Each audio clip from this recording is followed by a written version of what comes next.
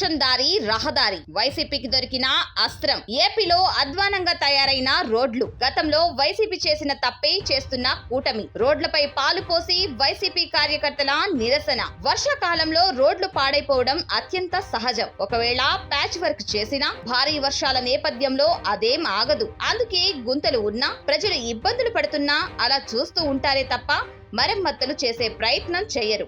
ఎందుకంటే డబ్బులు వేస్ట్ అవుతాయి కాబట్టి. వర్షాలు తగ్గాకి రోడ్లపై ఫోకస్ పెడతారు. సరిగ్గా ఈ సమయాన్ని పట్టుకుంది వైసీపీ. టీడీపీ నాయకురాలు పులిసీత ఓ సోషల్ మీడియా ఇంటర్వ్యూలో ఏపీలో రోడ్లు ఎంత బాగున్నాయో చెబుతూ పాలు రోడ్డుపై పోస్తే మళ్లీ ఎత్తి గిన్నెలో పోసుకోవచ్చు, అంత నీటిగా రోడ్లు ఉన్నాయని చెప్పుకొచ్చారు. అంతే, అదే కామెంట్ ను పట్టుకొని రోడ్లపైన గుంతల్లో పాలు పోయడం మొదలు పెట్టారు వైసీపీ నేతలు. ఇది సోషల్ మీడియాలో ట్రెండ్ అయింది. రోడ్లు ఎంత దారుణంగా ఉన్నాయో రాష్ట్ర ప్రజలకు తెలిసొచ్చింది. వైఎస్ జగన్ ఎన్ని బటన్లు నొక్కినా ఎందుకని ప్రజలు ఈవీఎంలో ఫ్యాన్ గుర్తు నొక్కలేదంటే